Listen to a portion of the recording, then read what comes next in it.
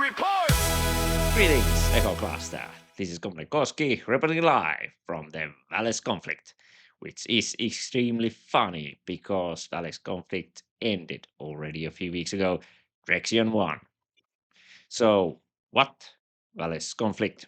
Well, you see, we have these Emperor games, and nowadays, from these champ games, we can also find these Grand Marshal matches. You see, when the league ends, the winning 11 teams can give their champion for their champion Emperor match.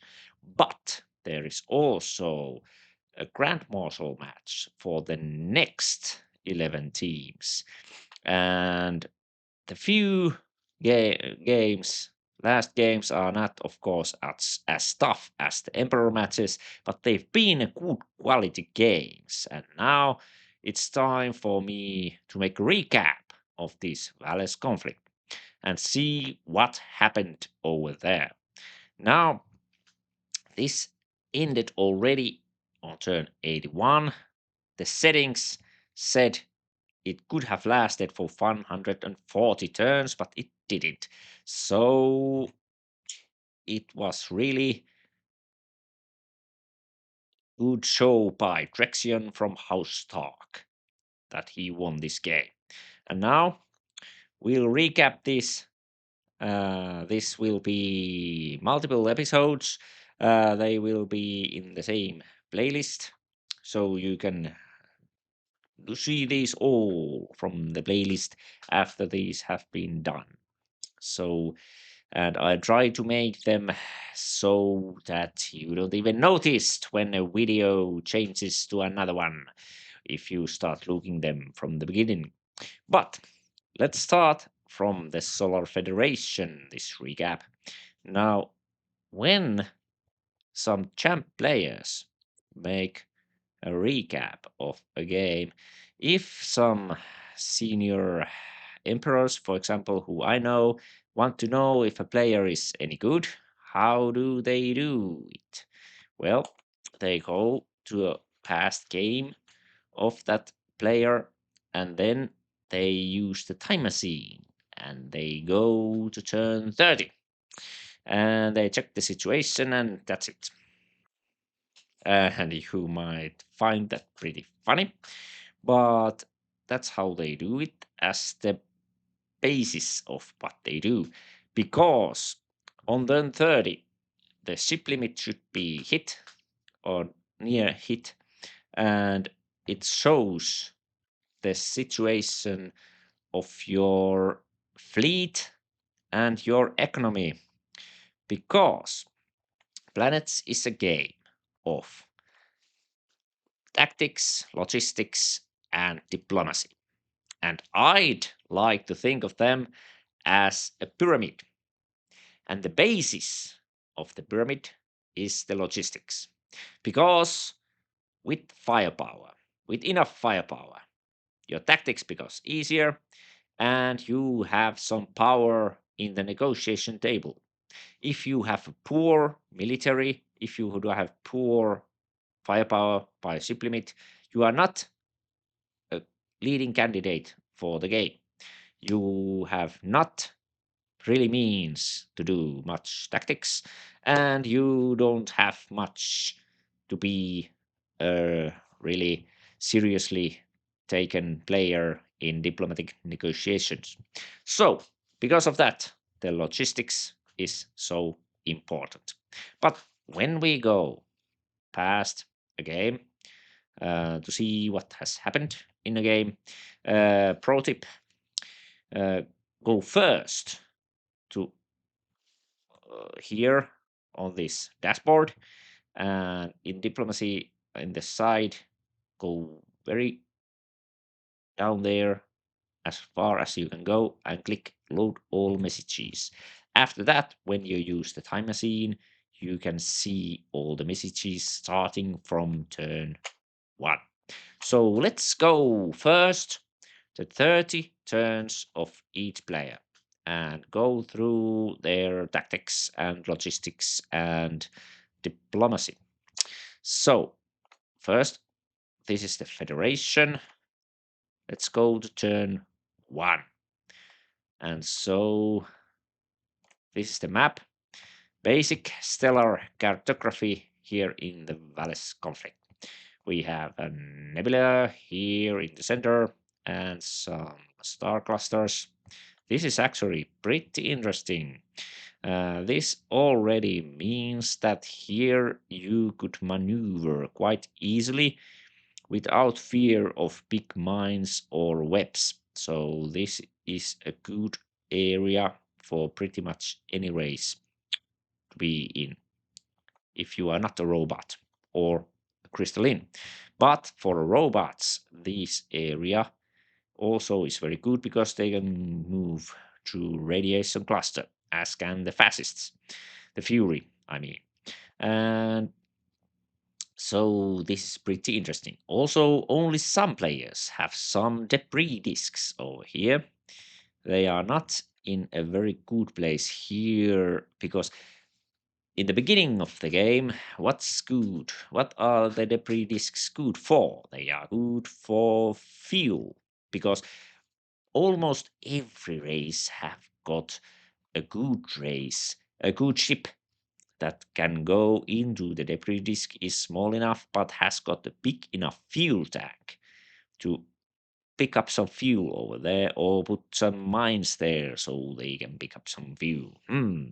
I just have to get some of this web goo. Mm, it's so tasty. That's why we don't want to leave the webs as we get stuck in them. Of course, it's sticky, that web, but it's also so delicious. You don't want to leave it. Okay, but here, this, on the other hand, is the whole nother case. This debris disk is wonderfully located for whoever here might be. He can easily get some fuel and everything. And if this would be the evil empire, this would be like Christmas. Because if the evil empire would place little star bases on every one of these, he would get free fighters from those. And with fighter transfers, that's like 1, 2, 3, 4, 5, 6, 7, 8 times free fighters coming every turn. And they've got so much minerals, there would be no need to bring them any for the free fighter. So that would be excellent for the evil empire. But this is the map. The planets are clustered pretty roughly. They are very everywhere. This is like a circle that goes around the map of heavy clusters. This is something I haven't seen before, but it means that every player has got a lot of close by planets. Wow. So let's look how the Federation does here. He makes the basic last D space freighters start. Let's see a few turns. And nebulae. What did he do for the first planet? It was an amorphous planet, but the Federation still put some mines there. Not bad. Let's see here. Turn 4. All right. Turn 5. He has a reptilian planet here. Okay, the Federation players started by scouting these planets and building mines and everything to every planet. This is the basic stuff you need to be able to do in the very beginning. But let's see now, as mentioned, the turn 30 situation. Now, the situation has evolved on the 30. He obviously has a friend here in the neighborhood, the Crystalline, the Drexion, who is, of course, the winner of the game. And what is his fleet like? Turn 30. Let's first go to turn 10. and check out how many star bases he has. One. This is actually not very good. You see, in the beginning of planets.nu, there was a certain scenario where you could, where you were supposed to build three star bases, and then the scenario ended, and there was a leaderboard of players who had done that in fastest time. And that was a very powerful little practice exercise to teach you one basic thing, and that is to build a few early star bases very fast. And the reason why you need these star bases very fast is that when the ship limit is hit, the universal ship limit, of course, means that there are 500 ships in the game, and after that, you can only build with priority points and not with regular points on regular builds, unless the ship amount goes below the 500 in the game.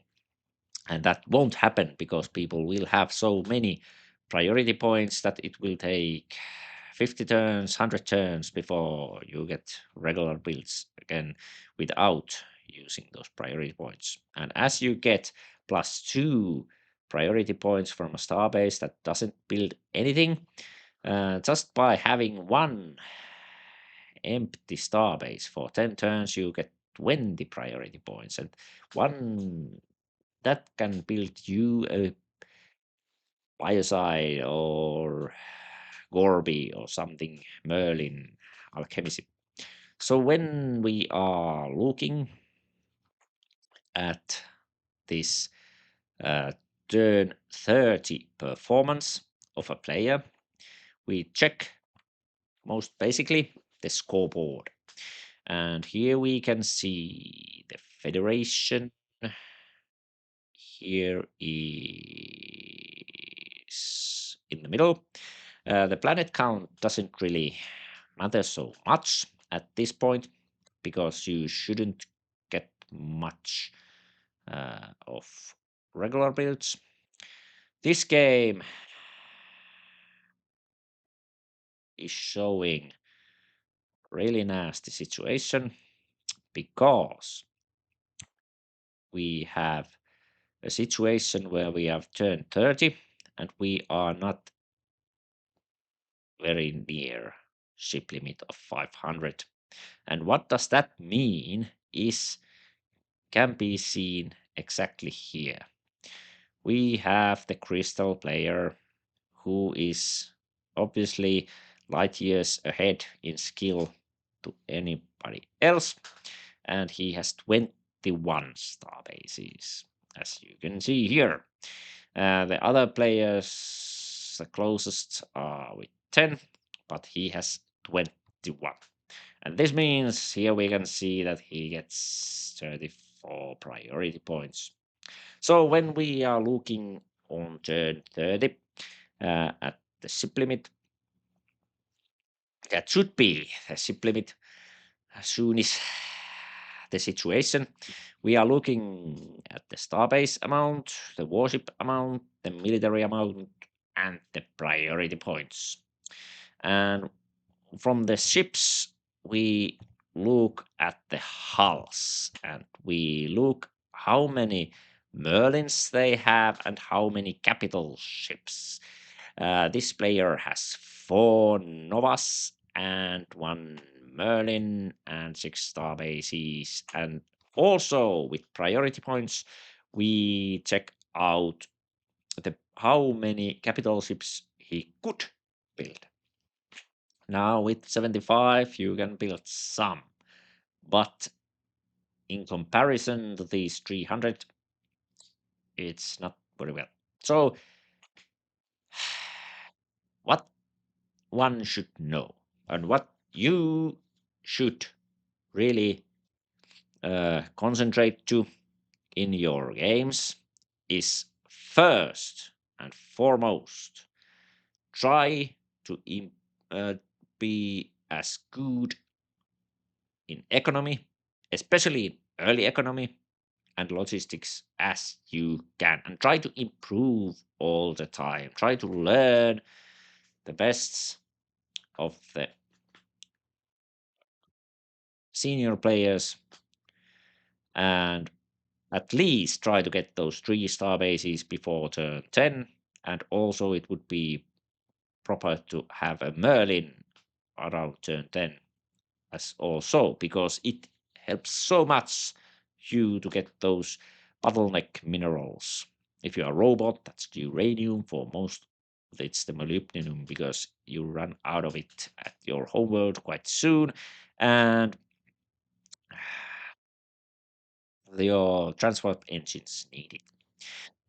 But here we have the crystal configuration, and with this many priority points, and when we look at his military, it's biggest in the game at the ship limit. Also, not only has he most priority points, he also has the biggest military. Robotic empire is pretty close, but if the ship limit is hit, this one can keep on building, this one can't. So we can see here already that as after the ship limit is hit and you get built so much regularly anymore, Rexion can keep on building, and with all this power, his tactics are a lot simpler. It doesn't help you if you are here the cyborg or even the bird here. If you have 11 warships and you are facing 55 warships, and yeah, also the military is thrice that of yours, and he can just keep on building, it doesn't matter how genius tactician you are, you just can't win that. And also, when we are talking about diplomacy, this man can call the shots.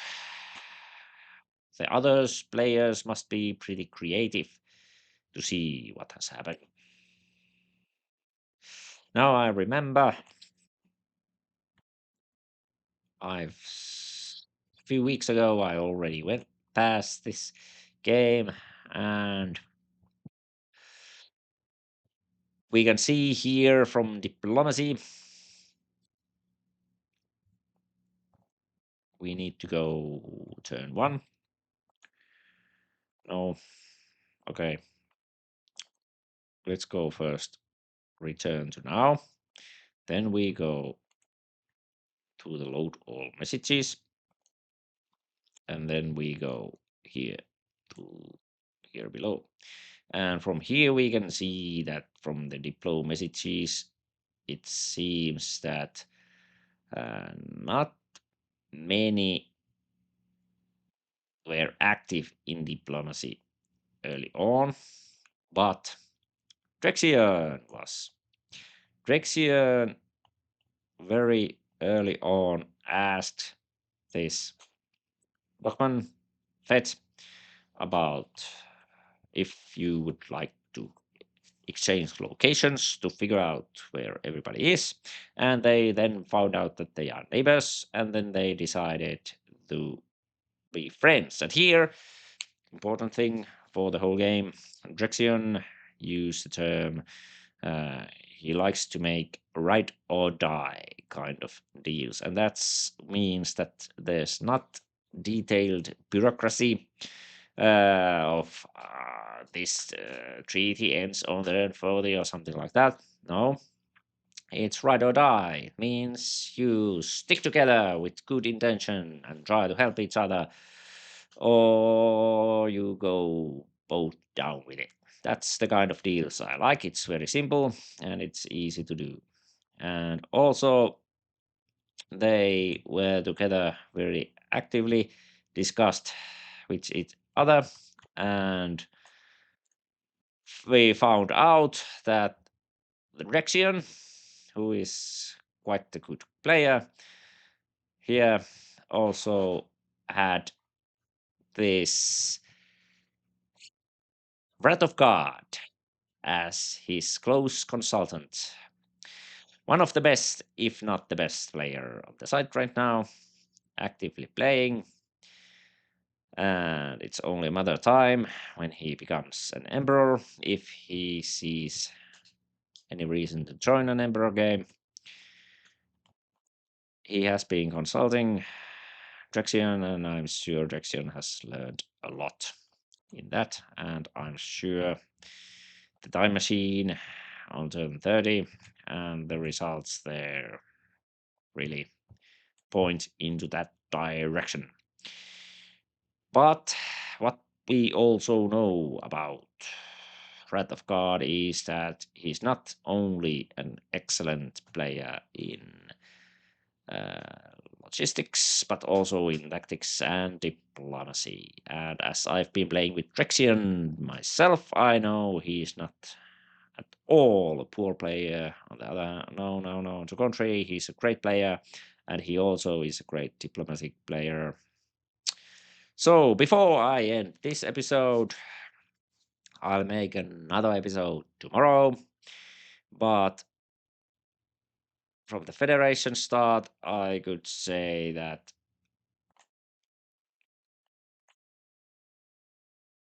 what happened here was that he did some build up that wasn't that good, but he made a deal, right or die deal with the Crystalline, and he also got some very good advice from the Crystalline player, and they made some ship refitting schemes already.